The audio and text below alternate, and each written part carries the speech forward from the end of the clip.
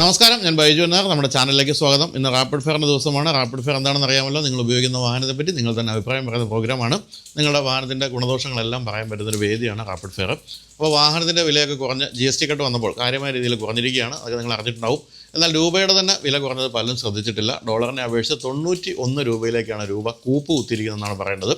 ലോകത്തിൻ്റെ പല ഭാഗത്തു നിന്നും നമ്മുടെ വീഡിയോ കാണുന്ന ആളുകളുണ്ടാവും. അത്തരത്തിൽ പ്രവാസികൾ ആരെങ്കിലും ഈ വീഡിയോ കാണുന്നുണ്ടെങ്കിൽ രൂപ ഇടിഞ്ഞത് കണ്ട് സന്തോഷം തോന്നുന്നുണ്ടെങ്കിൽ നിങ്ങൾക്ക് തെറ്റുപറ്റി എന്നാണ് പറയേണ്ടത്. കാരണം നിങ്ങൾ വിദേശത്ത് നിന്ന് നാട്ടിലേക്ക് അയക്കുന്ന പണത്തിൻ്റെ പല മടങ്ങ് സ്വത്ത് ഇന്ത്യൻ റുപ്പിയിൽ ഇപ്പോൾ നാട്ടിലുണ്ടാവും. അതിൻ്റെ മൂല്യം കൂടിയാണ് ഇപ്പോൾ ഇടിഞ്ഞിരിക്കുന്നത്. പക്ഷേ ദുഃഖിക്കേണ്ട, പ്രവാസികൾക്ക് 1 രൂപ പോലും നികുതി കൊടുക്കാതെ ഡോളേഴ്സിൽ ഇൻ്റർനാഷണൽ മാർക്കറ്റിൽ ഇൻവെസ്റ്റ്മെൻറ്റ് നടത്താനുള്ള ഒരു അവസരം ഇപ്പോൾ കൈവന്നിട്ടുണ്ട്.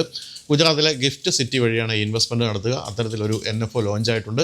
പക്ഷേ ഈ വരുന്ന ഡിസംബർ 22-ാം തീയതി വരെ മാത്രമേ നമുക്ക് ഈ ഒരു NFOയിൽ ഇൻവെസ്റ്റ് ചെയ്യാൻ പറ്റൂ. അതേക്കുറിച്ച് കൂടുതൽ അറിയാനുള്ള ലിങ്കും കാര്യങ്ങളും എല്ലാം ഞാൻ വീഡിയോയുടെ ഡിസ്ക്രിപ്ഷനിലും കമൻറ്റിലും കൊടുത്തിട്ടുണ്ട്. പ്രവാസികളാണെങ്കിൽ നിർബന്ധമായിട്ട് ചെക്ക് ചെയ്ത് നോക്കുക.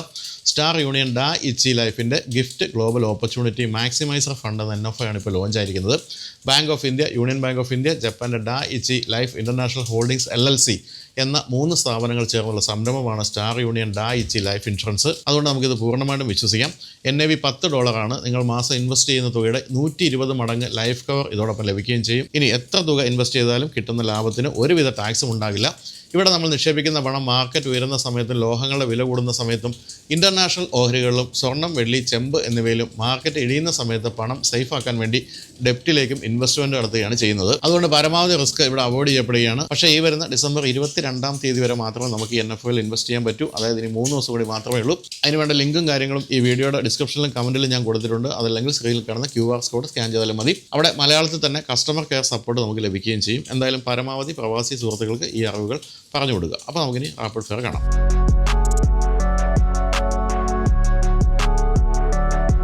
അപ്പോൾ നമ്മൾ ഇനി പരിചയപ്പെടുന്നത് ഒരു ടൊയോട്ട ഹൈക്രോസിൻ്റെ ഓണറിനെയാണ്. നമസ്കാരം. പേര്? നമസ്കാരം, എൻ്റെ പേര് സെൽവരാജ്. എന്ത് ചെയ്യുന്നു?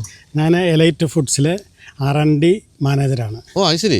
എലൈറ്റ് ഫുഡ്സ് എന്ന് പറഞ്ഞാൽ നിങ്ങൾക്ക് ഏറ്റവും തിരക്കുള്ള ഒരു സമയത്താണ് നിൽക്കുന്നത്. ക്രിസ്മസ് കേക്കിന്റെ അല്ലേ? പക്ഷേ ക്രിസ്മസ് കേക്ക് എലൈറ്റിന്റെ എല്ലാ കാലത്തും കിട്ടുകയും 365 ദിവസവും അവൈലബിൾ ആയിട്ടുള്ള പ്രൊഡക്റ്റ് എലൈറ്റിന്റെ കേക്ക്. അതിപ്പോ അതിന് ഏജ് ലിമിറ്റ് ഇല്ല, എല്ലാവരും ഉപയോഗിക്കുന്നത്. പണ്ടൊക്കെ കുട്ടികൾ ഉപയോഗിക്കുന്ന ഒരു സാധനമാണെങ്കിൽ ഇപ്പോൾ അത് എല്ലാവരും തന്നെ ഉപയോഗിക്കാൻ പറ്റിയ റേഞ്ച് ഓഫ് പ്രൊഡക്ട്സ് ഞങ്ങൾക്കുണ്ട്. പക്ഷേ എങ്കിൽ പോലും ഇപ്പോൾ ഈ മധുരം കഴിക്കുന്നത് പൊതുവെ ഇത്തിരി കുറഞ്ഞിട്ടില്ലേ? അത് നമ്മളെ ബിസിനസ്സിനെ ബാധിക്കുന്നുണ്ട്? ഇല്ലില്ല, അത് ഇതുവരെയായിട്ടും അങ്ങനെ ബാധിച്ചിട്ടില്ല. അല്ല. ഈ കേക്ക് കഴിഞ്ഞ ഏറ്റവും കൂടുതൽ വിൽക്കുന്നത് എന്തായിരിക്കും? എലൈറ്റിന്റെ മൈദയാണ് ഞങ്ങൾക്ക്. പിന്നെ മൈദപ്പൊടി, പിന്നെ ബ്രെഡ് ഉണ്ട്, പിന്നെ ഞങ്ങൾക്ക് റസ്ക് ഉണ്ട്. റസ്ക് നമ്മൾ സ്ഥിരം, പണ്ടൊക്കെ റസ്ക് പനിക്കാലത്ത് മാത്രമേ, അങ്ങനല്ല അല്ലേ? ഇപ്പോഴും അതിനെ എലൈറ്റ് മോഡിഫിക്കേഷൻ കസ്റ്റമൈസിന് ചെയ്തു. ആൾക്കാർക്ക് ഏറ്റവും ഇഷ്ടപ്പെടുന്ന രീതിയിൽ പരമാവധി ഹെൽത്തി ആയിട്ട് തന്നെയാണ് എല്ലാ പ്രൊഡക്റ്റ് ഞങ്ങൾ ഡെവലപ്പ് ചെയ്യുന്നത്. അപ്പോൾ നമ്മൾ ഈ പലപ്പോഴും ഈ ക്രിസ്മസിന്റെ സമയത്ത് കേക്ക് ഉണ്ടാക്കുന്നതിന് മുന്നോടിയായിട്ട് നമ്മളൊക്കെ വിളിക്കാറുണ്ട് ചില ഹോട്ടലുകളിൽ കേക്ക് മിക്സിംഗ് എന്ന് പറയുന്നത്. Fruit mixing. അപ്പോൾ അതൊക്കെ ഈ വ്യാവസായിക അടിസ്ഥാനത്തിൽ കേക്ക് നിർമ്മിക്കുമ്പോഴും അതൊക്കെ ഉണ്ടോ? അതെല്ലാം ഉണ്ട്. അതൊക്കെ ഞങ്ങൾ അതിലും ഹൈജീനിക് ആയിട്ട് ആരും കൈകൊണ്ട് തൊടാതെ എല്ലാം മെഷീനിലാണ് ഓട്ടോമൈസ് ചെയ്ത് മെഷീനിലാണ് ഫ്രൂട്ട് ജ്യൂസിൽ ഈ ഡ്രൈ ഫ്രൂട്ട്സ് ഒക്കെ മിക്സ് ചെയ്ത്. അപ്പോൾ നമ്മൾ ശരിക്കും ക്രിസ്മസ് 25-ാം തീയതി ആണെങ്കിലും എനിക്ക് തോന്നുന്നു ഒരു 15-ാം തീയതി തൊട്ടാണ് ഈ കേക്കുകൾ സ്ഥിരമായിട്ട് വാങ്ങിച്ചു തുടങ്ങുന്ന ആൾക്കാർ. അപ്പോൾ നമ്മൾ വളരെ നേരത്തെ ഉണ്ടാക്കി വെക്കും. എങ്ങനെ ഇതിന്റെ രീതി? ഇതിന്റെ ഫ്രൂട്ട് മിക്സ് ചെയ്യുന്നത് നേരത്തെ ചെയ്തു വെക്കണം. ഒരു മാസം മുമ്പെങ്കിലും ഞങ്ങളത് മിക്സ് ചെയ്ത് അതിനെ ഏജിങ്ങിന് വെക്കും. അപ്പോഴാണ് അത് പ്ലം കേക്കിലേക്ക് വന്നു കഴിയുമ്പോൾ അതിൻ്റെ ഏറ്റവും നല്ല റിസൾട്ട് വരുന്നത് ഈ ഫ്രൂട്ട് മിക്സ് ചെയ്ത് ഇതിനെ കറക്റ്റായിട്ട് ബേക്ക് ചെയ്തെടുത്ത് കറക്റ്റായിട്ട് പാക്ക് ചെയ്ത് കസ്റ്റമേഴ്സിൻ്റെ അടുത്ത് ഏറ്റവും ഫ്രഷായിട്ട് എത്തിക്കുന്നതാണ് അതിൻ്റെ സെയിൽ ഞങ്ങൾക്ക് ഇത്രയധികം കൂടാൻ. എനിക്ക് തോന്നുന്നു നമ്മൾ എവിടെ നോക്കിയാലും കാണുന്ന എലൈറ്റിൻ്റെ പേരാണ്. എലൈറ്റിന് ഇപ്പം കേരളത്തിൽ ഞാൻ അറിയാൻ വേണ്ടി ചോദിക്കട്ടെ, മാർക്കറ്റ് ഷെയർക്ക് എത്രത്തോളം ഉണ്ടാവും? എലൈറ്റിന് കേരളത്തിലെ മാർക്കറ്റിൽ ഞങ്ങൾ മനസ്സിലാക്കിയെടുത്തോളം കാലം ലോക്കൽ ബേക്കറീസിനാണ് ഏറ്റവും കൂടുതൽ സെയിലുള്ളത്. അവരുടെ സെയിൽ വെച്ച് നോക്കുമ്പോൾ ഞങ്ങൾക്ക് ടോട്ടൽ സെയിലിൽ കേരളത്തിലെ ടോട്ടൽ സെയിലൊരു 15% അല്ലെങ്കിൽ 20% ഒക്കെ ഉള്ളൂ എലൈറ്റിന്റെ കോൺട്രിബ്യൂഷൻ. കാരണം എനിക്ക് തോന്നുന്നു ഇപ്പോഴാണ് ഇങ്ങനെ ഒരു കമ്പനികളൊക്കെ ഇതിലേക്ക് വരുന്നത് അല്ലേ? നമുക്ക് നമ്മളൊരു ബേക്കറി ചെല്ലുന്നു, ഇതാരുണ്ടാക്കിയെന്ന് പോലും ചോദിക്കില്ല, കേക്ക് വാങ്ങിക്കുന്നു അല്ലേ? അത് ശരിയാണ്, ശരിയാണ്. അതുപോലെ എക്സ്പോർട്ടും കാര്യമായിട്ടുണ്ടാവും. ഉണ്ട്. മിക്ക രാജ്യങ്ങളിലേക്കും എക്സ്പോർട്ട് ചെയ്തു. ഓക്കെ, അപ്പോൾ അതൊക്കെയാണ് എലൈറ്റിൻ്റെ വിശേഷം. നമ്മൾ ഈ പറഞ്ഞ പോലെ ക്രിസ്മസ് കാലത്ത് നമുക്ക് എപ്പോഴും കാണാൻ പോകുന്നൊരു പേരാണല്ലോ എലൈറ്റിൻ്റെ. അപ്പോൾ ഇനി നമുക്ക് വണ്ടിയിലേക്ക് വരാം. അപ്പോൾ ഈ പറഞ്ഞ പോലെ ഈ ജോലിയായിട്ട് ബന്ധപ്പെട്ട് ധാരാളം ഓട്ടം ഉണ്ടോ? ജോലിയായിട്ട് ബന്ധപ്പെട്ട അധികം ഓട്ടമില്ല. പക്ഷേ ഞാൻ ഡെയിലി ഈ 25 കിലോമീറ്റർ യാത്ര ചെയ്തിട്ടാണ് ഓഫീസിലെത്തുന്നത്. എവിടെ താമസിക്കുന്നത്? എൻ്റെ വീട് പെരുമ്പാവൂര് വെങ്ങോലയാണ്. പെരുമ്പാവൂരിൽ നിന്ന് കൊച്ചിയിലാണ് നമ്മുടെ ഓഫീസ്. അതെ അതെ, കളമശ്ശേരിയിലാണ് ഓഫീസ്. അപ്പോൾ അങ്ങനെ വരുമ്പോൾ എനിക്ക് തോന്നുന്നു അവിടെ നിന്നൊക്കെ വളരെ ചെറിയ റോഡുകളാണ്. അങ്ങനെ വരുമ്പോൾ എന്തിനാണ് ഒരു വലിയ വണ്ടിയുടെ ആവശ്യം? അതായത് നമ്മൾ ഒരു വാഹനം എടുക്കുമ്പോൾ അതിലെ ഏറ്റവും ബെസ്റ്റ് എന്നുള്ളതാണല്ലോ നമ്മൾ ആഗ്രഹിക്കുന്നത്. നമ്മുടെ ബഡ്ജറ്റിൽ ഒതുങ്ങുമില്ലോ എന്നുള്ള രണ്ടാമത്തെ കാര്യമാണ്. അപ്പം നമ്മൾ റോഡിൽ വന്ന് ഒന്ന് നിരീക്ഷിച്ച് കഴിയുമ്പോൾ ഏറ്റവും തലയെടുപ്പോടെ ഓടുന്നൊരു വാഹനം തന്നെയാണ് ടൊയോട്ടയുടെ ഇന്നോവ. അത് പണ്ട് മുതലേ അത് അങ്ങനെ തന്നെ ആയിരുന്നല്ലോ. അപ്പോൾ എനിക്കും അങ്ങനെ ഒരു ആഗ്രഹം വന്നു. പക്ഷേ അതിൻ്റെ വില നോക്കിക്കഴിയുമ്പോൾ നമുക്ക് താങ്ങാൻ പറ്റുന്ന ഒരു വിലയായിട്ട് അന്ന് എനിക്ക് തോന്നിയില്ല. പക്ഷെ നമ്മുടെ ആഗ്രഹം കൊണ്ട് അതിലേക്ക് എത്തി. അതാണ് സ്ട്രോങ് ഹൈബ്രിഡ് ആണ്. അതെ അതെ, സ്ട്രോങ് ഹൈബ്രിഡ് ആണ്. എത്ര രൂപയായി ഓൺ റോഡ് എടുത്തപ്പോൾ? ഓൺ റോഡ് 41 ലക്ഷം രൂപ. 41. എത്ര വർഷം എടുത്തിട്ട്? 9 മാസമേ ആയുള്ളൂ. ആണല്ലേ? 9 മാസം ഉപയോഗിച്ച് കഴിയുമ്പോൾ 41 ലക്ഷം രൂപയ്ക്ക് വർത്താണ് എന്താണ് തോന്നുന്നത്? തീർച്ചയായിട്ടും. ആണല്ലേ? എന്താ അതിൻ്റെ ഒരു കാര്യം എന്താ? നമുക്ക് അതിൻ്റെ യാത്രാസുഖമാണ് ഒന്നാമത്തെ കാര്യം. യാത്രാസുഖം, പിന്നെ സേഫ്റ്റി ഫീലിംഗ് ആണ്. വണ്ടിക്കകത്ത് ഇരുന്ന് കഴിയുമ്പോൾ തന്നെ നമ്മൾ റോഡിൽ കൂടെ ഒഴുകുന്നതായിട്ടാണ് തോന്നുന്നത്. നമുക്കൊരു ഒരു ജെർക്കിങ്ങോ ഒന്നുമില്ല, അങ്ങനെയുള്ള യാതൊരു ബുദ്ധിമുട്ടുമില്ല. വണ്ടി ഓടിക്കുന്നതായിട്ട് പോലും നമുക്ക് ഫീൽ ചെയ്യുന്നില്ല. വണ്ടി ഒന്ന് മാറ്റിയിടാൻ പറഞ്ഞപ്പോൾ ഇതിന് ശബ്ദം ഇത് സ്റ്റാർട്ടായെന്ന് പോലും അറിയുന്നില്ല. അതാണ്. അപ്പം ഇതിനു മുമ്പ് ഹൈബ്രിഡ് വണ്ടികൾ ഓടിച്ചിട്ടുണ്ടോ? ഇല്ല, ആദ്യമായിട്ടാണ്. അപ്പൊ അതിന്റെ ഒരു സ്മൂത്ത്നെസ് എന്താണ്? എനിക്ക് മുമ്പുണ്ടായിരുന്നത് i20 ആയിരുന്നു, ഹുണ്ടായുടെ i20 ആയിരുന്നു. അതിൽ നിന്നാണ്, അത് പെട്രോൾ വണ്ടിയാണ്. അതിൽ നിന്നാണ് ഇന്നോവയിലേക്ക് ഞാൻ എത്തിയത്. വലിയ ചാട്ടമായിരുന്നു. അതെ അതെ, അപ്ഡേറ്റ് ചെയ്ത്. ഞാൻ ആദ്യം പറഞ്ഞൊരു പ്രശ്നം ഫീൽ ചെയ്യുന്നുണ്ട്, ഇതിന്റെ വലിപ്പം എന്ന് പറയുന്നത്.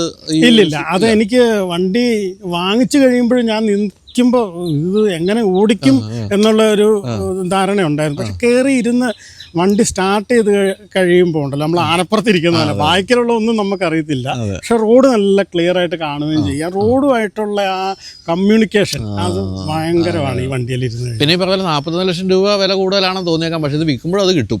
അതാണ് വിൽക്കുന്നതിനെ കുറിച്ച്. അത് ഈ വണ്ടി നമ്മൾ ഓടിച്ചു കഴിഞ്ഞാൽ ഈ വണ്ടി വിൽക്കുന്നതിനെ കുറിച്ച് നമുക്ക് ആലോചിക്കാം. ഈവൻ ആഫ്റ്റർ 5 lakhs കിലോമീറ്റർ ഓടിച്ചു കഴിഞ്ഞാലും ഈ പറഞ്ഞത് വണ്ടി വാങ്ങിക്കാനും ആളുണ്ടാവും. വില വലിയ കുറവൊന്നുമില്ല, കിട്ടും. സ്ഥലം വാങ്ങിക്കുന്ന പോലെയാണ് ടൊയോട്ടയുടെ വണ്ടികൾ വാങ്ങിക്കുന്നത് ഞാൻ എപ്പോഴും പറയാം. അതുപോലെ തന്നെ നമ്മൾ ഈ വണ്ടിയെ യാത്ര ചെയ്യുമ്പോൾ റോഡിൽ കൂടെ നിരവധി വാഹനങ്ങൾ പോവുകയാണല്ലോ.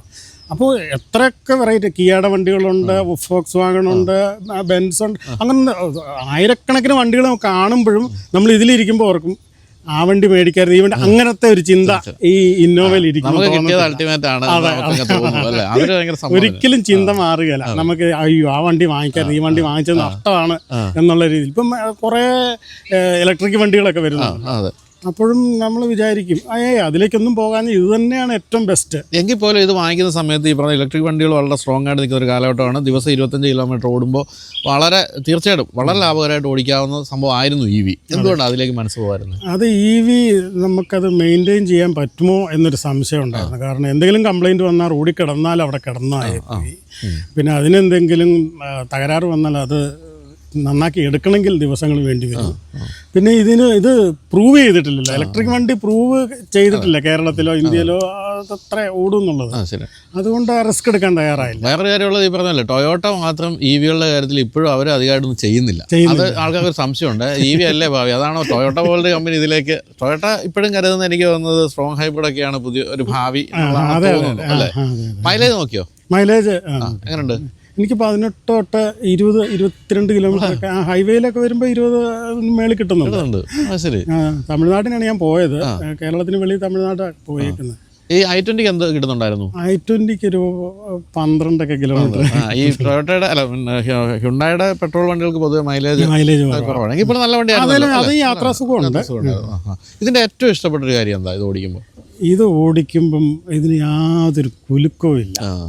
പിന്നെ ഏത് രീതിയിലും നമുക്കിതിനെ ഡ്രൈവ് ചെയ്ത് കൊണ്ടുപോകാൻ പറ്റും. കാരണം ചെറിയ റോഡാണേലും ചെറിയ സ്ഥലത്ത് പാർക്ക് ചെയ്യാനാണേലും വാഹനം വലുതാണെങ്കിലും ഇത് പാർക്ക് ചെയ്യാൻ ഇതിൻ്റെ 360 ക്യാമറ പിന്നെ ബാക്കി ഇതിൻ്റെ ടെക്നോളജിയൊക്കെ ഉപയോഗിച്ച് നമ്മളെ വളരെയധികം സപ്പോർട്ട് ചെയ്യും.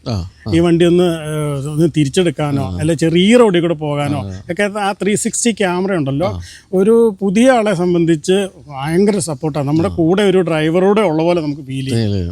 സത്യമായ ചിലരെ ഇതൊക്കെ പറഞ്ഞാൽ എനിക്കിത് വാങ്ങിക്കാൻ തോന്നുന്നുണ്ട് കേട്ടോ, കൊതി വരുന്ന രീതിയില്ല. അതല്ല, നമ്മളത് ഹൃദയത്തിന്റെ ഉള്ളിൽ നിന്നാണ് പറയുന്നത്, ആത്മാർത്ഥമായിട്ടാണ് പറയുന്നത്. എന്തെങ്കിലും നെഗറ്റീവ് തോന്നിയിട്ടുണ്ടോ? നെഗറ്റീവ് ഞാൻ അത്രയ്ക്കൊരു എക്സ്പെർട്ട് അല്ല. നെഗറ്റീവ് എങ്കിൽ പോലും നമുക്കൊരു ആസ് എ യൂസർ പെട്ടെന്ന് ഇത് കൂടെ ഉണ്ടായിരുന്നെങ്കിൽ അല്ലെങ്കിൽ ഇത് വേണ്ടായിരുന്നു അങ്ങനെയൊക്കെ തോന്നിയ എന്തെങ്കിലും കാര്യമുണ്ടോ? അങ്ങനെ എനിക്ക് തോന്നിയിട്ടില്ല. അതിന് ഞാൻ 100% തൃപ്തനാണ്. ഈ ഫാമിലിയൊക്കെ ആയിട്ട് ബാക്കിലൊക്കെ ഇരുന്ന് ധാരാളം ആൾക്കാരൊക്കെ ഇരുന്ന് യാത്ര ചെയ്യും. അതെ അതെ, അവരൊക്കെ ഹാപ്പിയാണോ? എല്ലാവരും ഹാപ്പിയാണ്. ഞാൻ എടുത്തിട്ട് ആദ്യം ഫാമിലി ആയിട്ടാണ് മൂന്നാറിന് പോയത്. ഞാനുണ്ട്, വൈഫുണ്ട്, കുഞ്ഞുണ്ട്, അമ്മയുണ്ടായിരുന്നു, അനിയനുണ്ടായിരുന്നു, അനിയൻ്റെ വൈഫുണ്ട്. ഞങ്ങൾ ഇത്രയും പേരായിട്ടാണ് മൂന്നാർ, വട്ടവട ഒക്കെ പോയത്. വളരെ തൃപ്തിയായിരുന്നു. കയറ്റം കയറി പോകാനും ഓഫ് റോഡ് പോലത്തെ റോഡുകളിലൊക്കെ ഇങ്ങനെ കയറി നമുക്ക് റോഡ് കാണത്തില്ല, അപ്പോൾ നമുക്ക് ക്യാമറ നോക്കി ഓടിക്കാം. നല്ല നല്ല കയറ്റമൊക്കെ നമുക്ക് റോഡ് കാണാൻ ചിലപ്പോൾ പറ്റിയെന്ന് വരികയില്ല. ക്യാമറയിൽ കറക്റ്റായിട്ട് വ്യൂ ഉണ്ട്, അത് നോക്കി കറക്റ്റായിട്ട് ഓടിച്ചു പോകാം. ആദ്യമായിട്ട് ഇതുപോലത്തെ ഒരു വാഹനം ഓടിക്കുന്നതായിട്ട് തോന്നത്തില്ല വൈജു, അതാണ് അതിൻ്റെ ഏറ്റവും വലിയ. അപ്പോൾ എന്തായാലും ടൊയോട്ടയിൽ മനസ്സുടക്കിയ പിന്നെ വേറൊരു കുഴപ്പം വെച്ചാൽ ഇതിലേ നിൽക്കുള്ളൂ, വേറെ ഒന്നുമില്ലേക്കും പോകില്ല എന്നുള്ളതാണ് അല്ലേ. പിന്നെ മെയിൻ്റെനൻസ് കോസ്റ്റ് എന്ന് ചോദിക്കേണ്ട കാര്യം പോലും, ചോദിച്ചാൽ വരുമ്പോൾ ഒത്തിരി എനിക്കറിയാം, വളരെ ചെറിയൊരു മെയിൻ്റെനൻസ് കോസ്റ്റ് ആ കാര്യം. കാരണം ടൊയോട്ട ആദ്യം തന്നെ പൈസ വാങ്ങിക്കും, 41 വാങ്ങിച്ചു. ഇപ്പം മെയിൻ്റെനൻസിലൊന്നും കാര്യമായിട്ട് പൈസ വേണമെന്നില്ല. എന്നാലും നല്ലൊരു ചോയ്സാണ്, യാതൊരു സംശയമില്ല കാര്യത്തിൽ. ഇപ്പോൾ ടൊയോട്ട ഇന്നോവ എന്ന് പറയുന്നത് കുറച്ചൊരു പ്രിമിറ്റീവ് ആയിരുന്നു, വേണ്ട ഫീച്ചേഴ്സ് ഒന്നുമില്ല, വണ്ടി മോശം. ഫീച്ചേഴ്സ് നമ്മള് മഹീന്ദ്രയുടെ ഒക്കെ വെച്ച് നോക്കുമ്പോൾ ഇത്തിരി കുറവുണ്ട്, പക്ഷെ അതിന് അത്രയും ഫീച്ചേഴ്സിന്റെ ആവശ്യം കേരളത്തിലെ റോഡുകളിൽ ഇപ്പം തോന്നുന്നില്ല. ഒരു 10 വർഷത്തേന് അത്രയും ഫീച്ചേഴ്സ് ശരിയാണ്. പക്ഷെ ഇതിന്റെ കാര്യത്തിൽ വന്നപ്പോൾ ഇതുവരെ ടൊയോട്ട വാഹനങ്ങൾ കാണാത്ത അത്രയും ഫീച്ചേഴ്സും ഇന്റീരിയർ ഭംഗിയാക്കി. വേറെ കാര്യം, മറ്റേത് ഒരു കാര്യമായിട്ടൊന്നും ചെയ്യില്ലായിരുന്നു, അതും മാറ്റിയിട്ടുണ്ട്. അങ്ങനെ ഒരു ഗംഭീര വാഹനമാണ്, അതിൽ നല്ല ചോയ്സാണ്. അപ്പോൾ എന്തായാലും താങ്ക് യു സോ മച്ച്. അപ്പോൾ ഇനി ക്രിസ്മസിന് നമ്മളെ എലൈറ്റിൻ്റെ കേക്ക് കഴിയുമ്പോൾ ഈ മുഖമൊക്കെ ഒന്ന് ഓർത്ത് ഇവരൊക്കെയാണത് നമുക്ക് വേണ്ടി നിർമ്മിച്ച് തരുന്നത് എന്നുള്ള കാര്യം.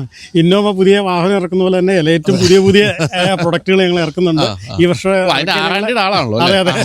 ഈ R&D എന്ന് പറയുന്നത് എന്താണ് ഇനി ഉണ്ടാക്കേണ്ട പ്രൊഡക്റ്റ് എന്നാണ് നിങ്ങൾ കണ്ടുപിടിച്ചത്? അതെ, പുതിയ പ്രൊഡക്റ്റിൻ്റെ റിക്വയർമെൻറ്റ് വരുമ്പോൾ അതിൻ്റെ ഫോർമുലേഷൻ അത് ഇന്ത്യയിലുള്ള അല്ല ലോകത്തുള്ള ആൾക്കാർക്ക് ഇഷ്ടപ്പെടുന്ന തരത്തിലേക്ക് നമ്മളതിനെ കൺവെർട്ട് ചെയ്ത് ഏറ്റവും സേഫ് ആയിട്ടുള്ള ഒരു ഫോർമുലേഷൻ. എന്താ പഠിച്ചത്? ഞാൻ ശരിക്കും പറഞ്ഞാൽ ഞാൻ MA BEd ഒക്കെ കഴിഞ്ഞാണ്. ഫുഡുമായിട്ട് ബന്ധപ്പെട്ട ബേക്കിംഗ് ടെക്നോളജി ഒക്കെ പഠിച്ചു. അമേരിക്കൻ ഇൻസ്റ്റിറ്റ്യൂട്ട് ഓഫ് ബേക്കിങ്ങിന്റെ അപ്ലൈഡ് ബേക്കിംഗ് ടെക്നോളജി ഒക്കെ ഞാൻ ചെയ്തതാണ്. അപ്പോൾ എന്താണ് ഇനി എലൈറ്റിൽ നിന്ന് പുതുതായിട്ട് ഞങ്ങൾക്ക് കിട്ടാൻ പോകുന്നത്? ഇനി പുതിയ പ്രൊഡക്റ്റ് ഈ വർഷം ഇറങ്ങുന്ന ഒരു സർപ്രൈസ് പ്രൊഡക്റ്റാണ്. അത് ബട്ടർ സ്കോച്ച് കേക്ക്. കുട്ടികൾക്കൊക്കെ പെട്ടെന്ന് തന്നെ ക്യാച്ച് ചെയ്യാൻ പറ്റുന്ന ഒരു പേരാണ് ബട്ടർ സ്കോച്ച്. അത് വെറുതെ ഫ്ലേവറും കളറും ഒന്നും ചേർത്തിട്ടല്ല ഞങ്ങൾ ഉണ്ടാക്കുന്നത്. ബട്ടർ സ്കോച്ച് ക്രീം അത് ഡെവലപ്പ് ചെയ്തെടുത്ത് അതിൻ്റെ കൂടെ ഹണിയും ചേർത്ത് ബട്ടർ അതിൻ്റെ കറക്റ്റ് ടെമ്പറേച്ചറിൽ മെൽറ്റ് ചെയ്തെടുത്ത് അതിനെ ഏറ്റവും നല്ല സോഫ്റ്റ് കേക്ക് കട്ട് ചെയ്ത് കഴിച്ചു കഴിഞ്ഞാൽ 1 അല്ല 2 അല്ല 3 പീസ് എടുക്കും. ശരി. അപ്പോൾ ഞാൻ പറഞ്ഞില്ല, ഈ വണ്ടിയുടെ കാര്യത്തിൽ പറഞ്ഞ് കൊതിപ്പിച്ച പോലെ തന്നെ ഇപ്പൊ കേക്കിന്റെ കാര്യം പറഞ്ഞ് കൊതിപ്പിച്ചു. ഞാനൊക്കെ അത് കൊതിപ്പിക്കാൻ വേണ്ടി പറഞ്ഞതല്ല, നമ്മളുള്ള കാര്യം. ഞാനൊക്കെ എപ്പോഴും കഴിക്കുന്ന ഐസ്ക്രീം ബട്ടർ സ്കോച്ചാണ്. ഈ എന്തുകൊണ്ടാണ് ഐസ്ക്രീമുകളിലേക്ക് എലൈറ്റ് വരാത്തത്? അതിനൊരു സാധ്യതയില്ലേ?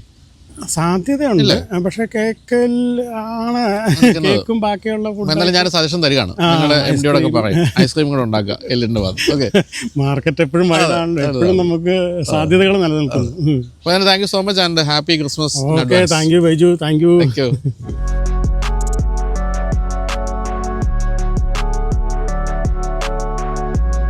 അപ്പോൾ റാപ്പിഡ് ഫെയറിൽ ഇനി പ്രത്യക്ഷപ്പെടാൻ പോകുന്നത് ഷറഫുദ്ദീനാണ്. ഷറഫുദ്ദീനെ ഞാൻ യാദൃശ്ചികമായിട്ട് ഇവിടെ കണ്ടതല്ല. അതായത് ബേമൻ സോളാർ എന്ന് പറഞ്ഞ് കേരളത്തിലെ വളരെ പ്രമുഖമായ ഒരു സോളാറൊക്കെ ഫിറ്റ് ചെയ്ത് കൊടുക്കുന്ന ഒരു കമ്പനിയുടെ സാരഥികളിൽ ഒരാളാണ്. അപ്പോൾ നമ്മൾ സോളാർ ഫിറ്റ് ചെയ്യേണ്ടത് ആവശ്യമാണോ, വീടുകളിൽ സോളാർ ഫിറ്റ് ചെയ്യുന്ന ലാഭകരമാണോ എന്നൊക്കെ ഒരു വീഡിയോ ചെയ്യാൻ വേണ്ടി ഞാനിപ്പോൾ ഇന്ന് ഇവിടെ വരുത്തിയതാണ്. വന്നു കഴിയുമ്പോഴാണ് ഞാൻ ആലോചിച്ചത്, അദ്ദേഹം വന്നത് സ്കോർപ്പിയനിലാണ്. സ്കോർപ്പിയനെ പറ്റി പലരും ചോദിക്കാറുണ്ട്, എങ്ങനെയുണ്ട് വണ്ടി എന്നൊക്കെ കാര്യം ചോദിക്കാറുണ്ട്. ഞാൻ പറഞ്ഞ ഒരു കാര്യം ചെയ്യും, നമുക്ക് റാപ്പിഡ് ഫെയർ കൂടി ഒന്ന് ചെയ്തിട്ട് പോകാം എന്ന് പറഞ്ഞാണ് ഇപ്പോൾ എൻ്റെ കൂടെ നിൽക്കുന്നത്. അദ്ദേഹം പട്ടാമ്പിയിലും വളാഞ്ചേരിയിലും കണ്ണൂരും അതുപോലെ കൊച്ചിയിലും ഒക്കെ ഓഫീസുകളുള്ള ബേമൻ സോളാറിൻ്റെ ഉടമയാണ്. അപ്പം ധാരാളം ഓട്ടം ഉണ്ടാവും അല്ലേ അങ്ങനെ ഈ ഒരു ഫീൽഡിലായതുകൊണ്ട്? അതെ അതെ. തന്നെയല്ല ഒരു സോളാർ യാത്രയൊക്കെ നടന്നിട്ടുണ്ടല്ലേ അക്രോസ് കേരള? അതെ അതെ അതെ. അപ്പോൾ അതിനൊക്കെ വേണ്ടിയാണോ ഇങ്ങനെ ഒരു വണ്ടി വാങ്ങിച്ചത്? അതെ അതെ. ഞാൻ നേരത്തെ ഉപയോഗിച്ച ഇന്നോവ ആയിരുന്നു. പിന്നെ 7 സീറ്റർ ഇന്നോവ കൊടുത്ത് ഒരു 2.5 ലക്ഷം കിലോമീറ്റർ ആയിരുന്നു.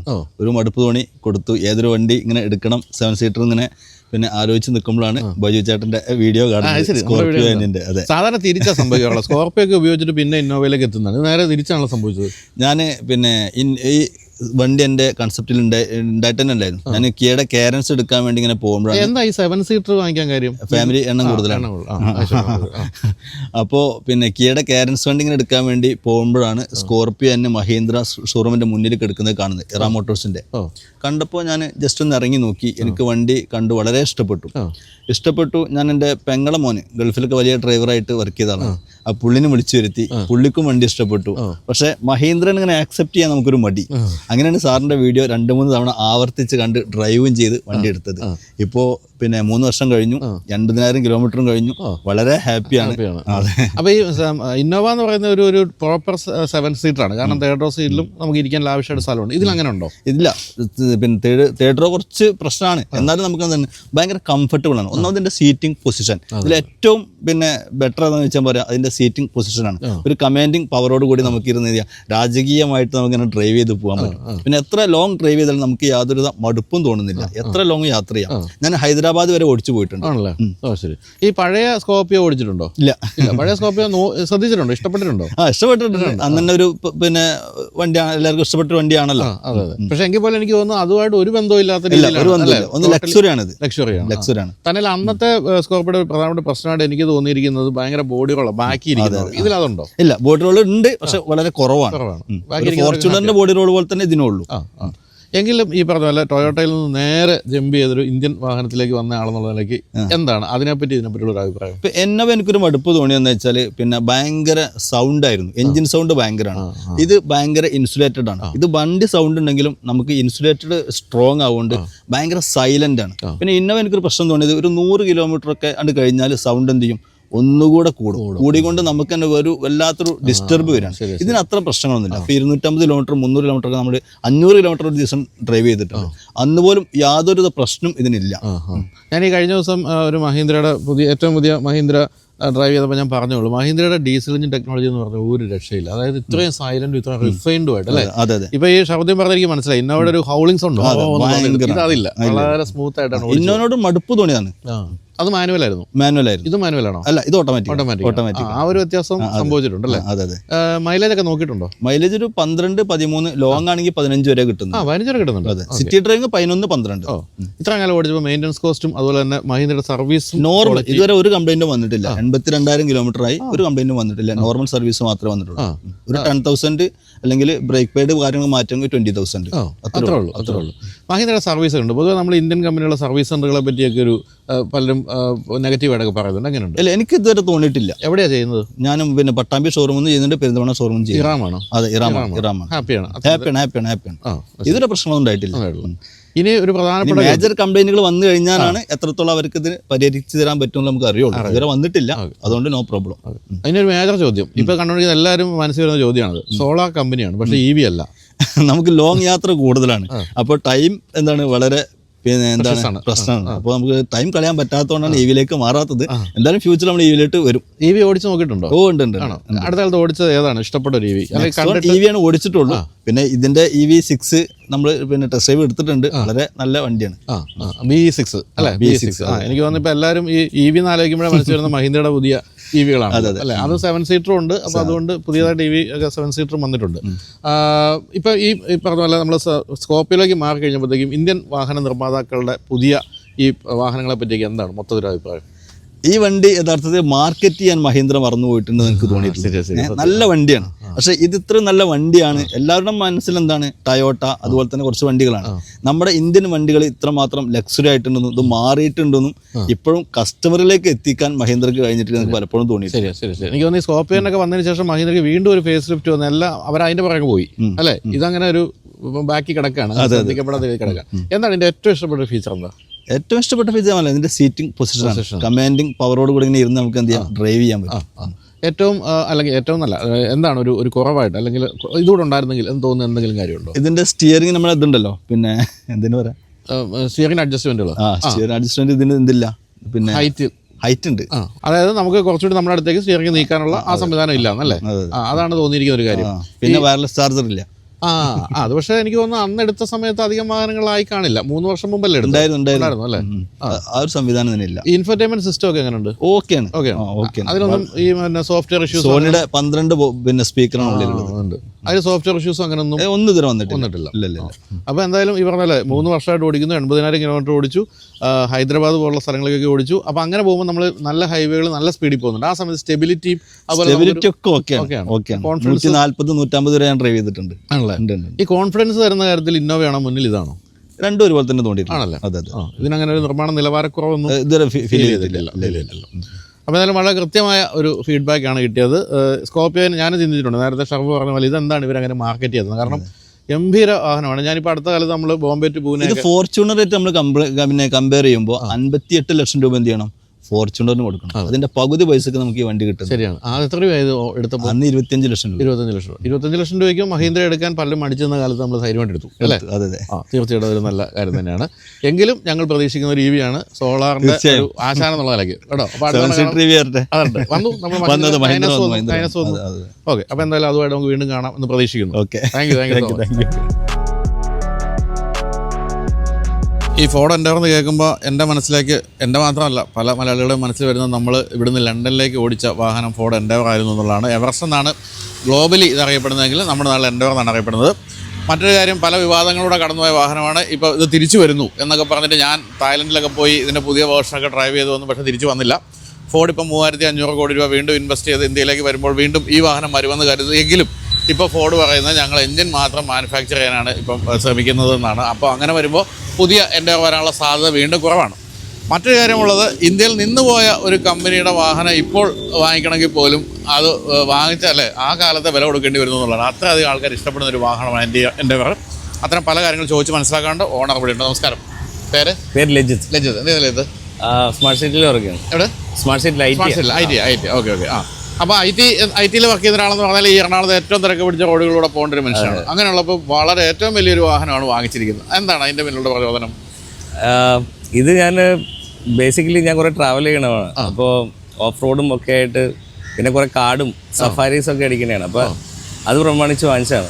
സെക്കൻഡ് ഹാൻഡ് വാങ്ങിച്ചതാണ്? സെക്കൻഡ് ഹാൻഡ് വാങ്ങിച്ചു. എത്ര കാലം വാങ്ങിച്ചിട്ട്? ഇത് വാങ്ങിച്ച് 2022 വാങ്ങിച്ചത്. 22. അപ്പോൾ ഇപ്പം ഈ പറഞ്ഞാൽ ഇപ്പം എനിക്ക് കഴിഞ്ഞ ദിവസം എൻ്റെ വളരെ ക്ലോസ് ഫാമിലി ഫ്രണ്ട് അനിചേട്ടൻ എനിക്ക് മെസ്സേജ് അയച്ചോളൂ, ഒരു എൻഡവർ സെക്കൻഡ് ഹാൻഡ് എനിക്ക് വാങ്ങിക്കണമെന്നുണ്ട്, എന്താണ് നിൻ്റെ അഭിപ്രായം എന്ന് ചോദിച്ചു. അപ്പോൾ ആ ചോദ്യം അങ്ങോട്ട് ചോദിക്കുകയാണ്, എന്താണ് സെക്കൻഡ് ഹാൻഡ് എൻഡവർ എടുക്കുന്നവരോട് പറയാനുള്ളത്? സെക്കൻഡ് ഹാൻഡ് എനിക്ക് നല്ല അഭിപ്രായമാണ്. കാരണം ഞാനിവിടെ കൈരളിയിലാണ് സർവീസൊക്കെ ചെയ്യുന്നത്. എനിക്ക് ഇതേവരെ അങ്ങനെ വലിയ പ്രശ്നങ്ങളൊന്നും വന്നിട്ടില്ല.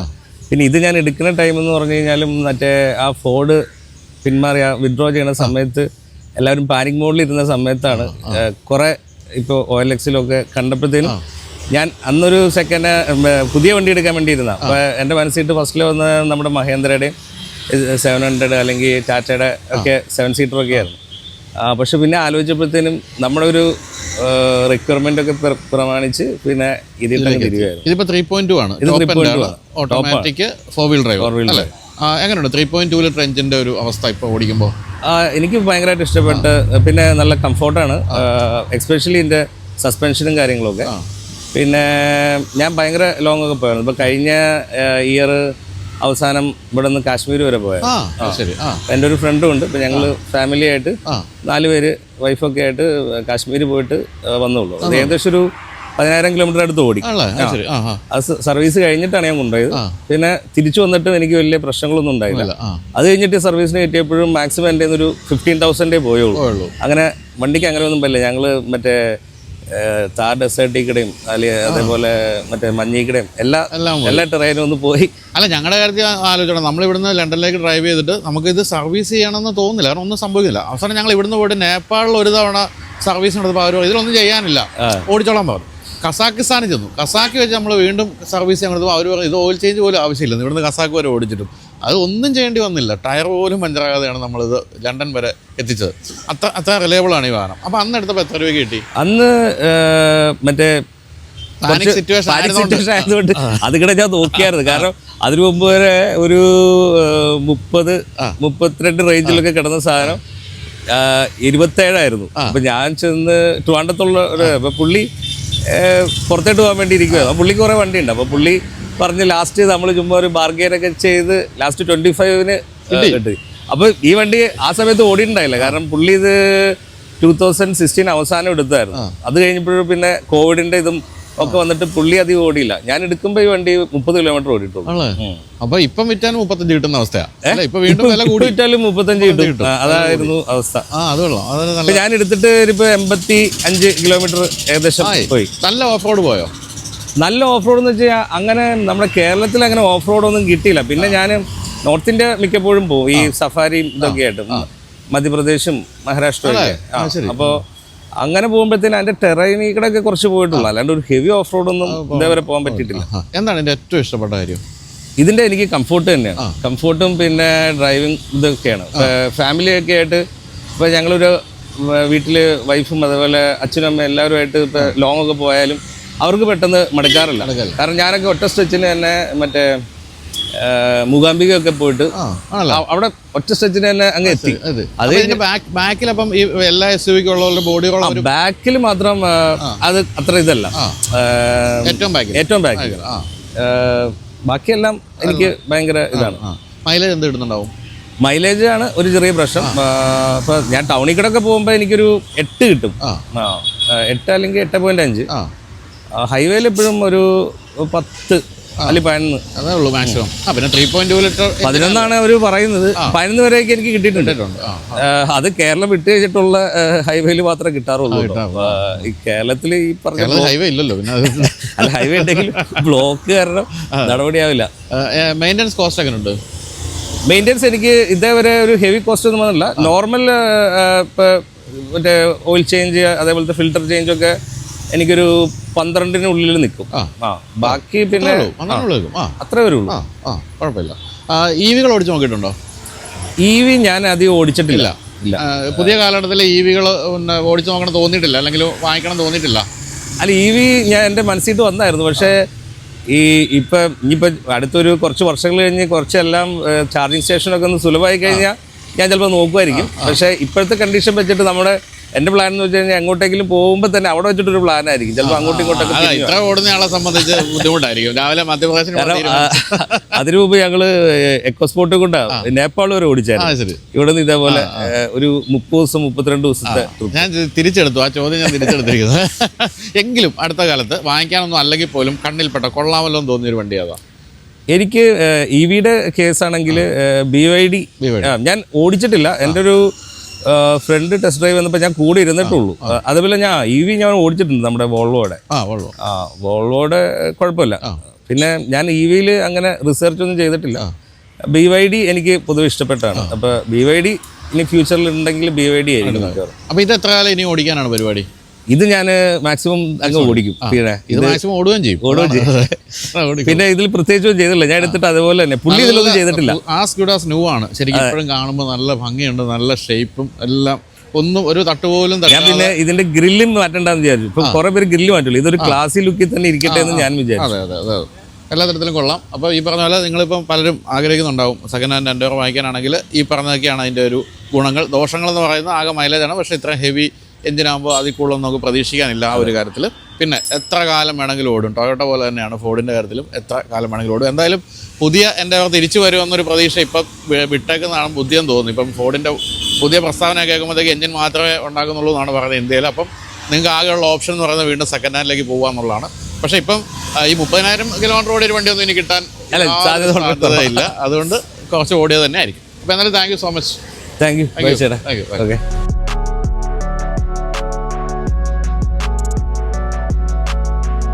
അപ്പോൾ റാപ്പിഡ് ഫെയർ അവസാനിക്കുന്നതിന് മുമ്പ് ഞാൻ വീഡിയോയുടെ തുടക്കത്തിൽ പറഞ്ഞ പ്രവാസികൾക്കുള്ള നിക്ഷേപ അവസരത്തെക്കുറിച്ച് ഒന്നുകൂടി ഓർപ്പിക്കുന്നു. ഡിസംബർ 22 വരെയാണ് നിങ്ങൾക്ക് NFOയിൽ ഇൻവെസ്റ്റ് ചെയ്യാൻ അവസരം ഉണ്ടായിരിക്കുക. അതായത് ഇനി 3 ദിവസം കൂടി മാത്രമേ ഉള്ളൂ. ലിങ്ക് ഞാൻ കമൻറ്റ് ബോക്സിലും ഡിസ്ക്രിപ്ഷനിലും കൊടുത്തിട്ടുണ്ട്. അതിൽ പോയി കാര്യങ്ങൾ വായിച്ച് മനസ്സിലാക്കി ഇൻവെസ്റ്റ് ചെയ്യാവുന്നതാണ്. അതല്ലെങ്കിൽ സ്ക്രീനിൽ കാണുന്ന QR കോഡ് സ്കാൻ ചെയ്താലും മതി. അപ്പോൾ നമുക്കിനി റാപ്പിഡ് ഫെയർ അടുത്ത ആഴ്ച കാണാം. ബൈ.